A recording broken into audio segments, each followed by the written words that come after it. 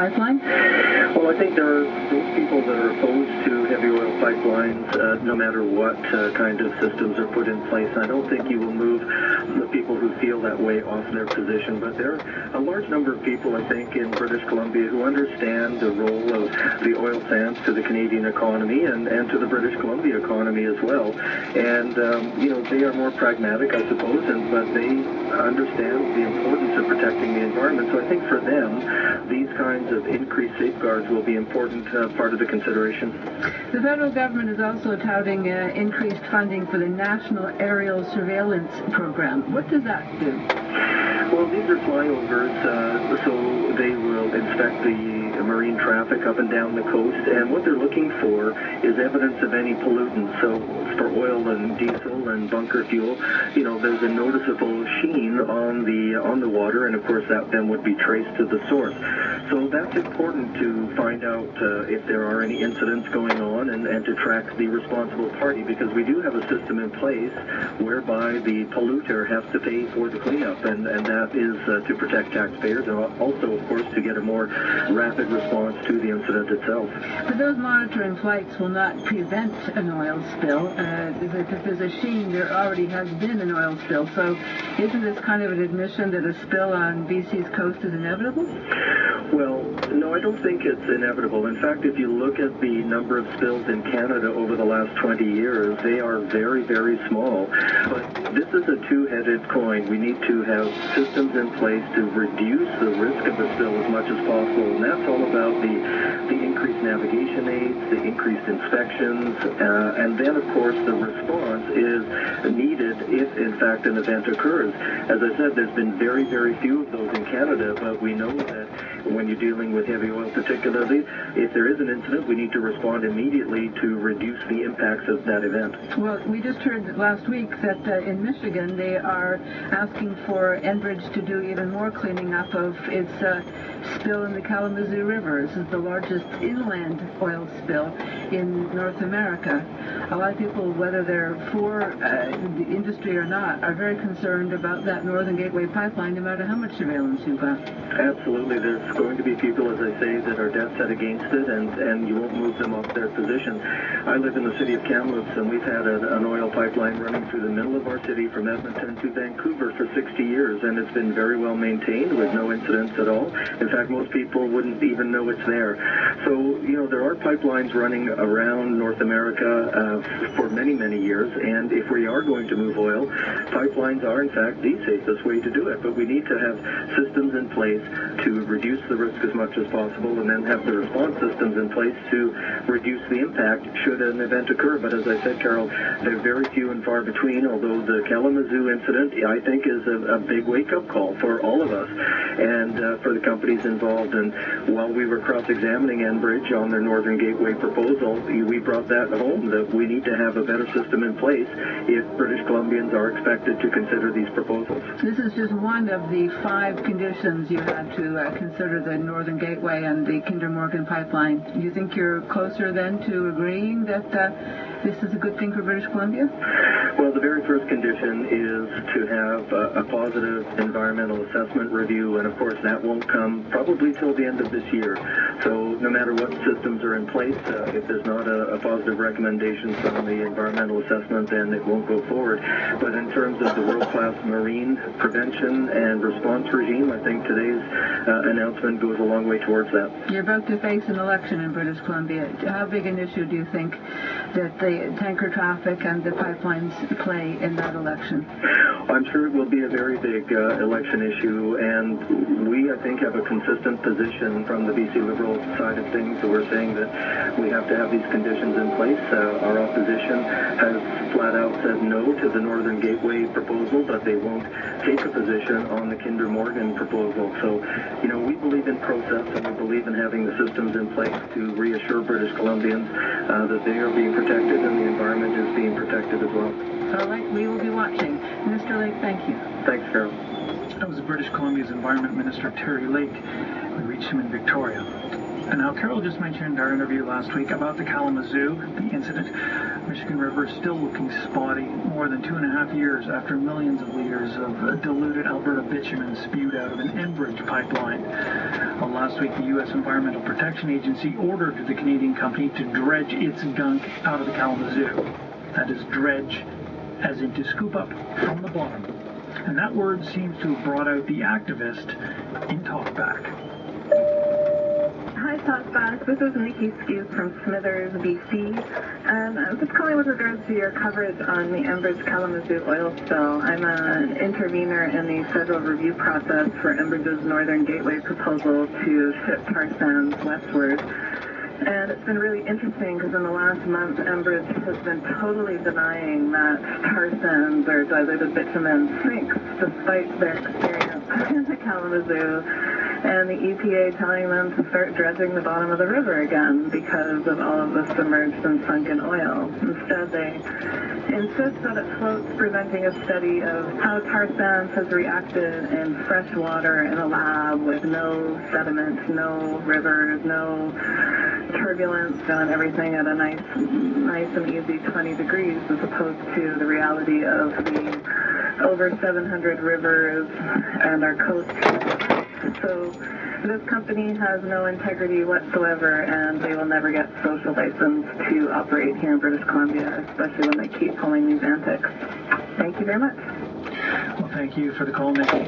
If you or anyone else out there has something that they would care to share about tonight's show or any show, we'd like to know. Talkback is toll-free. It's 1-866-481-5718.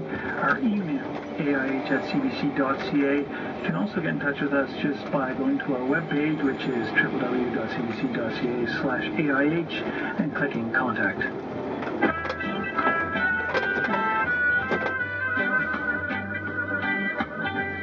Well, apparently no one is ready to apologize. Last week we told you about the tensions between India and Italy. Specifically, we told you that India's Supreme Court had ordered Italian Ambassador Daniele Mancini not to leave. That's because 2 Italian Marines accused of killing 2 Indian fishermen more than a year ago had been allowed to go back to Italy to vote and never returned to India. Well, today the court told Ambassador Mancini that if he was thinking of playing the diplomatic immunity card, he can't. India's Chief Justice says that because the ambassador went to court and gave his word that the 2 Marines would return, he's not only lost India's trust, but also his right to legal immunity.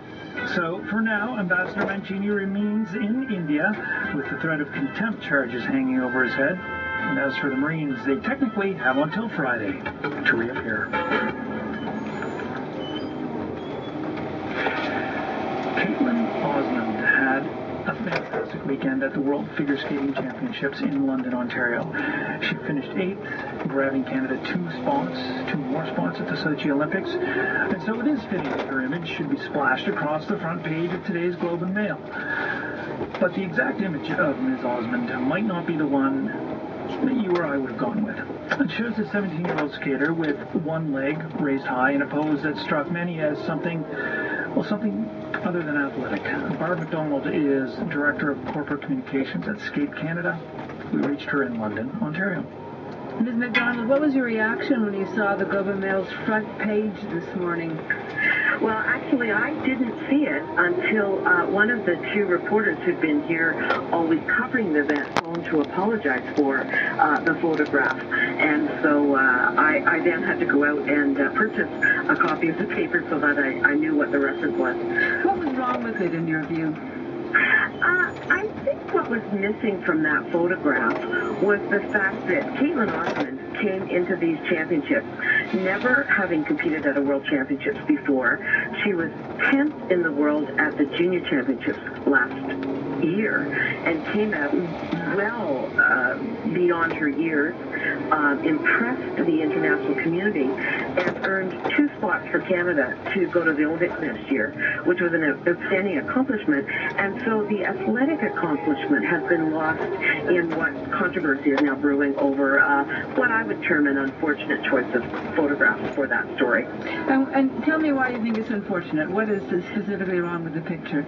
I think there's always been kind of an unwritten rule in figure skating, kind of a the photographers that cover the sport often wouldn't even send a photograph that may have, been deemed inappropriate by some people. So I'm just a little surprised that the photo, number one, was filed, and number two was chosen. So without putting too fine a point on it, it's a crop shot. And it's a crop shot with a fair bit of detail, and it's on the front page. It's not like just quickly post on the website. Somebody chooses those front pages pretty carefully, don't you think? Mm-hmm. Well, I think so, and as I said, we've already received an apology from the Globe and Mail verbally, and I expect one is coming in written format. So obviously there are also people at the Globe who feel that it might not have been appropriate, and I can't speak for why the Globe chose to put that on the front page. It's certainly not one that we would prefer to be on the page, but unfortunately we also don't get to pick that. So, what was in the mind of the editor who chose that, you'd really have to kind of go back to the Globe and check that out. But what about, though, the sport itself and the fact that the women are very scant of part of the whole image of the figure skating, that she should be sexy. So when it crosses the line in the photo, isn't that just a continuation of what already exists in the sport? Well, I think figure skating is unique in that it's a sport that combines three things. It combines artistry and musical interpretation, extreme athleticism, and the opportunity to perform. And so when you have that, the costumes have to be able to allow the skater to move. And, Caitlin does split jumps that are massive. So she does a Bielman spin where her leg is right up over her head, and there's been some exquisite photographs of that taken. So the costume has to allow her to perform the athletic achievements that she does. But come on, it's not just for the sake of free movement. These are provocative outfits that they're wearing. I wouldn't go so far as to say provocative. I don't think you can't skate in a skirt to your knees in a singles performance. So you have to have something that gives an ease of movement, and so I wouldn't call it provocative at all. Caitlin has said on she said on her Twitter, the picture, she said, it's not a bad pick. It could have been better. It also could have been worse. I'm excited to be on the cover, that the cover pick isn't bad. So what do you think? Why do you think Caitlin responded that way? Well, I think Caitlin appreciates the fact that the Globe and Mail sent a photographer and two reporters to cover this event for the sporting event that it was. And so, the photo is what it is. We can't change the photo, and we can't change what happens over the course of a 2.5 minute performance.